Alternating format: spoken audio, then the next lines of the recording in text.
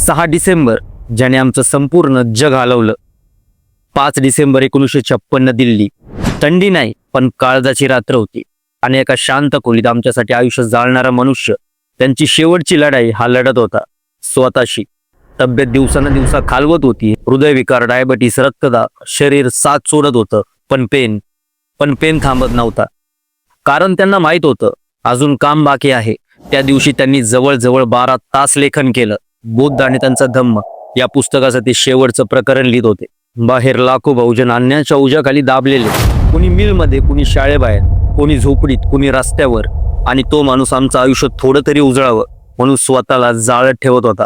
मध्यरात्री त्यांनी पेन बाजूला ठेवला, आकाशाकडे नजर केली, जणू ते कोणाशी बोलत होते आणि शांत आवाजात म्हणाले, आज खूप शांत वाटतंय. ही शांतता वेगळी होती. त्या खोलीत इतिहासाचं हृदय थांबलं जात होतं. एक युग संपत होता किंवा कदाचित नवा युग हा जन्म घेत होता. 6 डिसेंबरची पहाट. सविता आंबेडकर उठल्या. भीमराव उत्तर नाही. त्यांच्या कपाळावर हात ठेवला. थंड, पूर्ण शांत. त्या क्षणी आमचा आधार, आमचा कणा हा शांत पडला होता. बातमी ही बाहेर आली.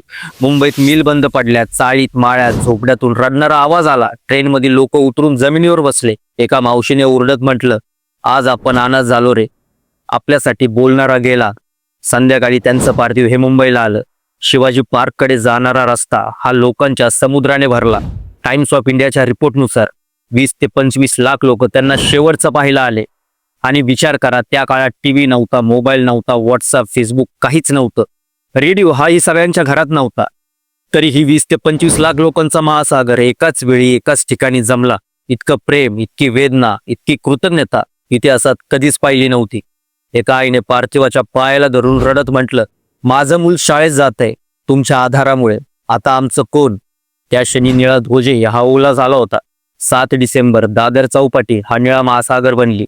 निळं आकाश, निळे झेंडे आणि लाखो पाणावलेले डोळे. आणि सगळे एकच म्हणत होते, बाबासाहेब गेले नाही, ते आमच्या रक्तात उरलेत. मित्रांनो, 6 डिसेंबर हा अंत नाही, ही बहुजनांची शपथ आहे. जोपर्यंत अन्याय आहे तोपर्यंत आंबेडकर हे नाव कधीच शांत बसणार नाही. ते पेटत राहील, मार्ग दाखवत राहील आणि लढत राहील.